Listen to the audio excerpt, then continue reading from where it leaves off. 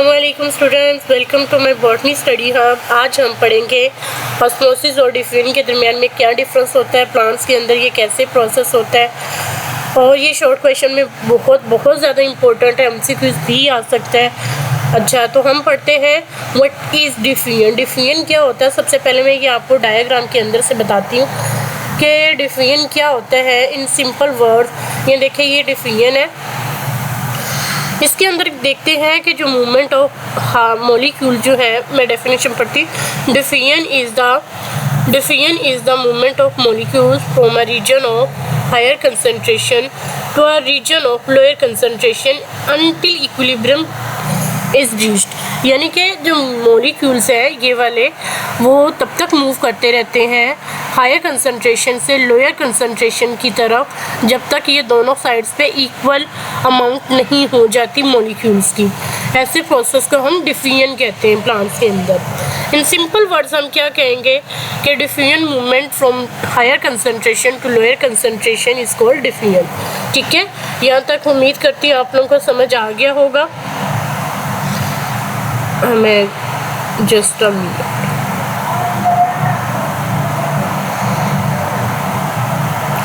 Okay, next read करते हैं। Examples ये हैं।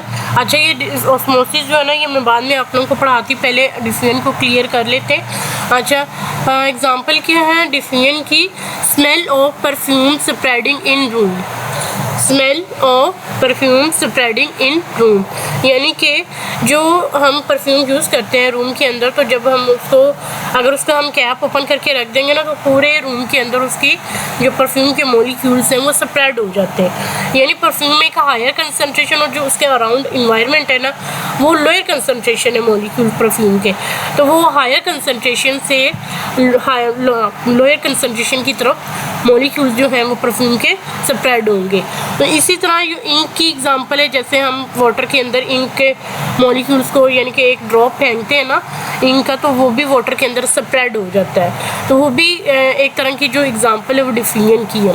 ओके, नेक्स्ट है लंग्स के अंदर जो गैसेस एक्सचेंज होती है ना, हमारे लंग्स के अंदर जो कार्बन डाइऑक्साइड जब लंग्स के अंदर बहुत ज़्यादा हो जाती है, तो वो क्या करते हैं, वो हायर कंसंट्रेशन के इन्वायरमेंट के अंदर हम जो है बाहर कार्बन डाइऑक्साइड को एक्सपेल कर देते हैं। ये भी एग्जांपल है लंग्स के एक्सचेंज ऑफ गैसेस। क्लियर, यहाँ तक समझ आ गई। ओके, नेक्स्ट हम स्टडी करते हैं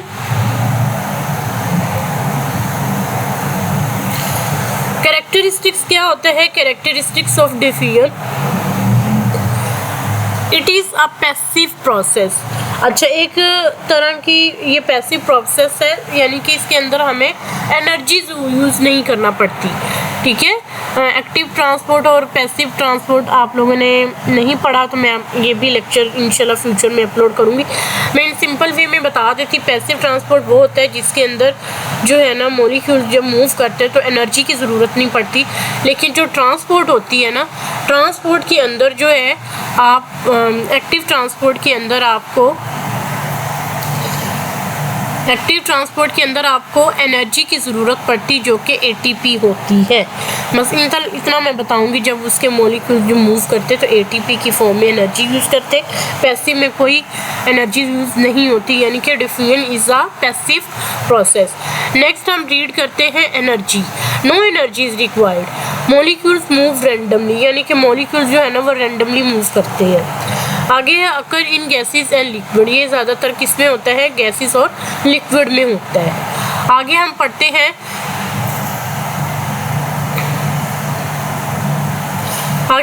हैं फैक्टर्स अफेक्टिंग डिफ्यूजन। ऐसे कौन से फैक्टर्स हैं जो डिफ्यूजन पे अफेक्ट करते हैं। सबसे पहले फैक्टर कौन सा है, टेम्परेचर है। टेम्परेचर अगर हाई होगा तो डिफ्यूजन भी हाई होगी, यानी कि डायरेक्टली प्रोपोर्शनल कह सकते हैं। कंसंट्रेशन ग्रेडियंट क्या होती है, ग्रेटर डिफरेंस इंक्रीजेस डिफ्यूजन, यानी कि कंसंट्रेशन अगर ज़्यादा होगी तो डिफ्यूजन भी ज़्यादा होगी। ठीक है, आगे है सरफेस एरिया। सरफेस एरिया क्या होता है, अगर सरफेस एरिया भी बहुत ज़्यादा इंक्रीज़ होगा, लार्जर एरिया होगा, तो डिफ्यूजन भी ज़्यादा होगा। Size of molecules, small molecules diffuse faster, यानी कि जो छोटे छोटे मॉलिक्यूल्स होते हैं ना वो इजीली जो है ना वो डिफ्यूज़ हो जाते हैं। उसके बाद हम पढ़ते हैं डिफिजन। उसके बाद हम पढ़ते हैं इम्पोर्टेंस। डिफिजन की इम्पोर्टेंस क्या है? डिफिजन की इम्पोर्टेंस ये है exchange of oxygen and carbon dioxide, यानी कि लंग्स के अंदर जो है हमारे ये एक्सचेंज करता है। जब कार्बन डाइऑक्साइड अंदर बहुत ज़्यादा हो जाती तो इन्वायरमेंट में एक्सपेल कर देते हैं, और बाहर ऑक्सीजन ज़्यादा हो तो हम अंदर ले जाते हैं। ओके, नेक्स्ट है movement of nutrients in cell. Cell के अंदर जो न्यूट्रिएंट्स हैं वो सेल के अंदर जो न्यूट्रिएंट्स होते हैं उसकी मूवमेंट में भी ये बहुत ज़्यादा हेल्प होते हैं। हम प्लांट सेल में पढ़ेंगे, वहाँ पे देखेंगे कि किस तरह सेल ऑर्गेनेल्स जो है ना वर्क कर रहे होते हैं। ओके, नेक्स्ट है रिमूवल ऑफ वेस्ट प्रोडक्ट, यानी कि हमारी बॉडी के अंदर या प्लांट्स के अंदर बहुत ज़्यादा वेस्ट प्रोडक्ट हो तो वो एक्सपेल कर देते हैं।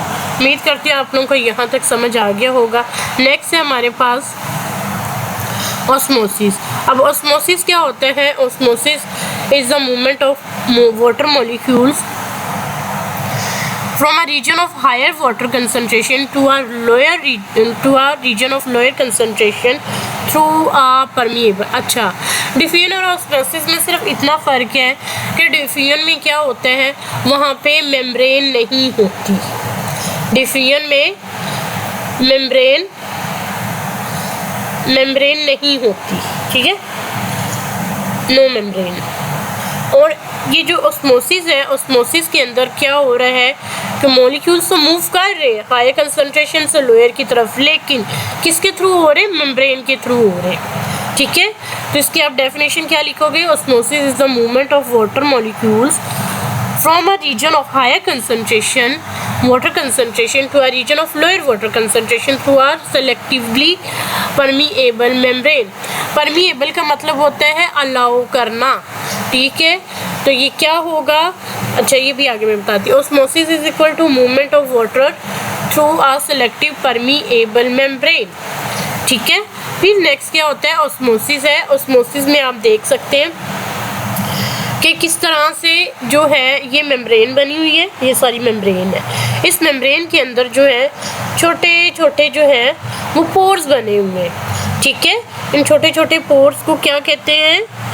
छोटे छोटे पोर्स हैं। इन पोर्स के अंदर से ये जो वाटर मॉलिक्यूल है वो मूव कर रहे हैं, ठीक है। तो ये देखिए, ये सारे जो है ना वाटर मॉलिक्यूल्स यहाँ पे कंसंट्रेशन हाई हो गई है। कंडीशन क्या चाहिए होती है?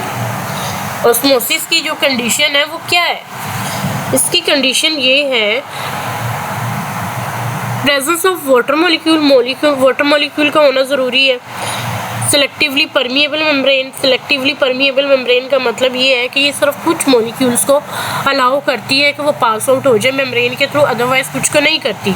जैसे हम बात करें ना तो लिक्विड फॉर्म में जो होते हैं मॉलिक्यूल्स वो सारे पास आउट हो जाते हैं, लेकिन जैसे अब ये सॉलिड जो होते हैं, सॉलिड का मतलब कोई ऑयली होता है, ऑयली मॉलिक्यूल का आपको पता है जो है वो साइज़ बड़ा होता है तो वो फंस जाएंगे।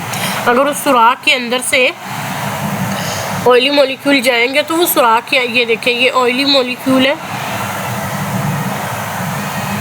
Just a minute,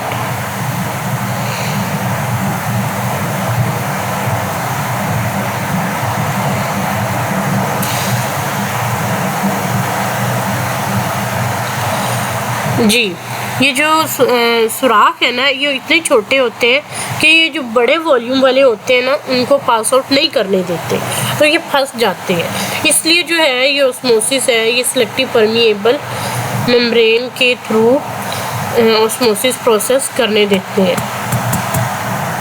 okay, next हम रीड करते हैं types of difference in concentration. Yes, आप लोगों ने ये डिफरेंस भी देखना होता है कि डिफरेंस होना चाहिए फिर ऑस्मोसिस पॉसिबल है। ओके, नेक्स्ट है types of solution in osmosis. Osmosis की टाइप्स क्या होती हैं? सबसे पहली कंडीशन कौन सी है? ये सॉल्यूशन की टाइप क्या है? Hypotonic solution. हाइपो का मतलब होता है वाटर का ज़्यादा होना, यानी कि more water outside the cell, यानी कि सेल के जो बाहर है वाटर की कंसंट्रेशन का ज़्यादा होना। नंबर 2 है वाटर एंटर्स द सेल। क्या होता है इसमें? वाटर जो है वो सेल के अंदर जो है ना वो एंटर हो रहा होता है और सेल जो है नंबर 3 पे स्वेल हो जाता है। ये एक तरह से ना इसने प्रोसेस बताया है।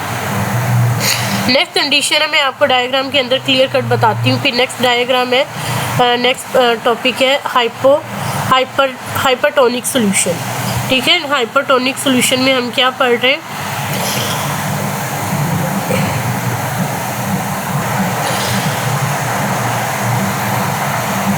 Less water outside the cell.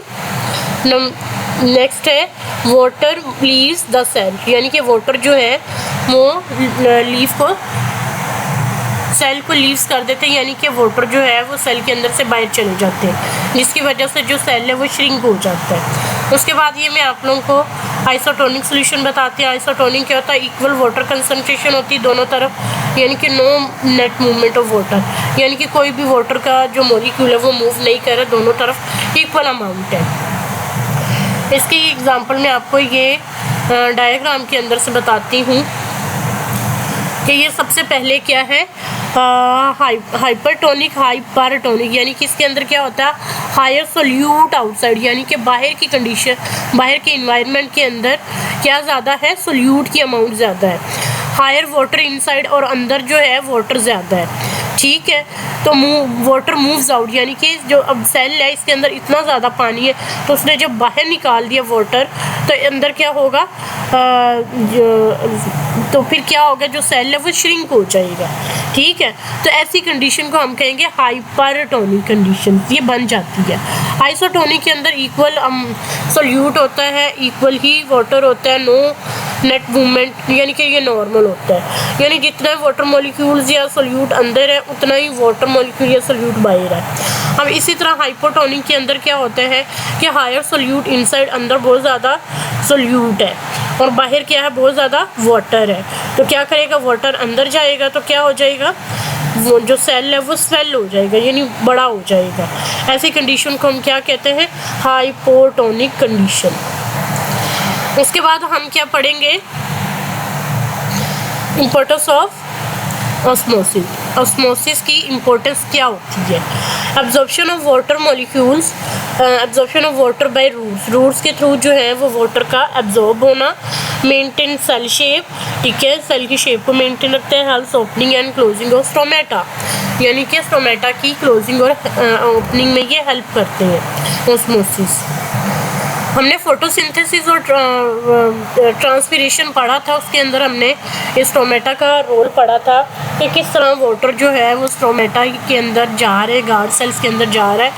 जब वो पानी बाहर जाता है तो क्लोज हो जाते हैं और जब अंदर आते हैं तो स्वेल हो जाते हैं और ओपनिंग हो जाती है स्टोमेटा की। तो इस प्रोसेस को हम लोग बहुत डिटेल में फोटोसिंथेसिस में स्टडी कर चुके हैं। उसके बाद मैं आपको दिखाती हूँ कि ऑस्मोसिस और डिफ्यूजन में क्या डिफरेंस है। डिफ्यूजन में क्या होता है, diffusion process resulting from random motion of molecules by which there is a net flow of matter from a region of higher concentration to a region of low concentration। ठीक है, जैसे अब ये इंक का ड्रॉप उसने पानी के अंदर डाला तो वो आहिस्ता आहिस्ता पूरे इन्वायरमेंट के अंदर स्प्रेड हो जाएगा पूरे पानी के अंदर, यानी कि ये देखो यहाँ पे इंक मॉलिक्यूल की कंसंट्रेशन बहुत ज़्यादा, तो वो आहिस्ता आहिस्ता पूरे इन्वायरमेंट के अंदर, पूरे जार के अंदर ये देखे इक्वल अमाउंट में सारे फैल गए हैं। This is called diffusion. Osmosis क्या होता है, osmosis is the diffusion of water across a partially permeable membrane के, यानी कि पार्शली यानी कि किसी को वो अलाउ करते हैं किसी को नहीं करते, from a dilute solution high concentration of water to a concentrated solution low concentration of water.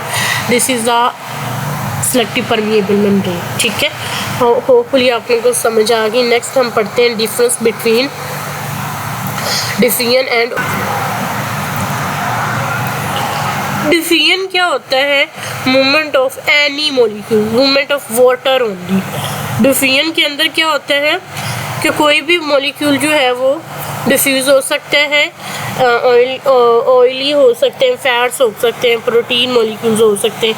इसी तरह ऑस्मोसिस जो है वो सिर्फ और सिर्फ वाटर के मॉलिक्यूल्स को अलाउ करता है कि वो पास आउट हो। नो मेम्ब्रेन रिक्वायर्ड, जबकि इसके अंदर सिलेक्टिव मेम्ब्रेन हमें चाहिए होती है। अकर्स इन गैसेस और लिक्विड, ये गैसेस और लिक्विड में होता है, जबकि ये सिर्फ और सिर्फ लिक्विड में पाया जाता है। Can occur in all substances, only water molecules, ठीक है, ओनली वाटर मॉलिक्यूल्स मूव करते हैं, जबकि इसके अंदर सारे जो सब्सटेंस कोई भी हो वो मूव कर जाता है, ठीक है, क्योंकि यहाँ पे तो कोई मेम्ब्रेन होती ही नहीं है, कोई हर्डल होता ही नहीं, वो आप जो मर्जी गुजर जाए, जो मर्जी चला जाए, ठीक है। उसके बाद है ऑस्मोसिस इन प्लांट, प्लांट के अंदर ऑस्मोसिस क्या होता है, plant absorb water from soil through osmosis, ठीक है, प्लांट जो है वो वाटर को सॉइल के अंदर से एब्जॉर्ब करते हैं, इसको थ्रू ऑस्मोसिस के थ्रू होता है। Root hair cells contain concentrated cell sap, जो रूट है वो कंसनट्रेटेड सेल सैप को क्या करते हैं, root hair cells contain concentrated cell sap पे मौजूद होते हैं रूट सेल्स, हेयर सेल्स, यानी कि जो रूट्स के नीचे, रूट हेयर के बारे में पढ़ा होगा, ये रूट्स हैं, ठीक है। इन रूट्स के ऊपर छोटे छोटे जो बाल होते हैं ना, उनको हम रूट हेयर्स कहते हैं। इन रूट हेयर सेल्स के अंदर जो है ना सेल सैप होता है, ठीक है। So water enters roots from the soil, यानी कि जो वाटर मॉलिक्यूल है वो इन रूट्स के अंदर होते हुए प्लांट के अंदर पूरे सेल में डिस्ट्रीब्यूट हो जाता है। उसके बाद पढ़ते हैं osmosis in daily life. Daily life में ऑस्मोसिस क्या होता है, raisin swell in water, salting vegetables remove water, ठीक है, washing hands drinking in water, ठीक है, यहाँ तक क्लियर है आप लोगों को। वॉशिंग हैंड्स ड्रिंकिंग का मतलब ये होता है कि आपने काफ़ी देर तक हाथ में पानी में हाथ रखे हैं ना, जैसे हम कपड़े वॉश करती वुमेन, तो उनके काफ़ी देर तक पानी के अंदर हाथ रहते हैं तो उनके हाथ श्रिंक कर जाते हैं, तो उसको कहते हैं washing hands drinking in water, ठीक है, यहाँ तक क्लियर है आप लोगों। नेक्स्ट हम conceptual question for students, why is osmosis important in plants. मैं आप लोगों को ऊपर बता चुकी हूँ कि ये रूट्स जो है वो एब्जॉर्ब करते हैं वाटर को सॉइल में से। आगे है why do red blood cells burst in pure water, pure water के अंदर जो है वो जो रेड ब्लड सेल्स होते हैं वो बर्स्ट क्यों हो जाते हैं, because water enters cells through osmosis. Why does perfume cells spread, ये जो हमें चोट लगती है ना तो हमारा ब्लड बाहर आता है तो वो बर्स्ट हो जाते हैं ऑस्मोसिस के थ्रू। आगे है why does perfume smell spread quickly, जो परफ्यूम है वो स्मेल क्यों कर देते हैं quickly, due to diffusion of perfume की जो स्मेल है वो पूरे रूम के अंदर जल्दी से क्यों स्प्रेड हो जाती है, तो उसकी रीज़न ये है कि डिफ्यूजन के थ्रू जो है ना परफ्यूम के मॉलिक्यूल्स वो पूरे रूम में स्प्रेड हो जाते हैं, इसीलिए। उसके बाद हम पढ़ते हैं शॉर्ट क्वेश्चन जो है आंसर, व्हाट इज डिफ्यूजन, ये भी पता है, define osmosis, which membrane is required for osmosis, does diffusion require energy, no, what happens in a hypertonic solution, के अंदर क्या होता है, cell loss water and shrink, यानी कि पानी निकल जाता है और सेल श्रिंक हो जाता है। एमसीक्यूज हैं बहुत ही इंपॉर्टेंट, ये एमसीक्यूज है जो बोर्ड की एग्जाम में आते हैं। डिफ्यूजन अकर्स थ्रू, तो इसका आंसर क्या होगा, higher to lower concentration. Osmosis में क्या होता है कि वाटर मॉलिक्यूल्स मूव करते हैं, ठीक है, ओनली वाटर मॉलिक्यूल्स इन्वॉल्व होते हैं ऑस्मोसिस में। Which membrane is needed for osmosis, कौन सी मेम्ब्रेन जो है वो ऑस्मोसिस के लिए ज़रूरी है, तो वो है सिलेक्टिवली परमिएबल मेम्ब्रेन। कंक्लूजन क्या है, diffusion and osmosis are basic but important biological process. They help in transport of substances, absorption of water, gas exchange, and maintaining life process in plants and animals. These topics are very important for matric, FSC, MD-CAT and BSc students. Okay, अपना अगर video पसंद आए like करें, subscribe करें मेरे channel को, ताकि next आने वाले में आप लोगों को लेक्चर्स मिलते रहें। तब तक अपना ख्याल रखिएगा, अल्लाह हाफिज़।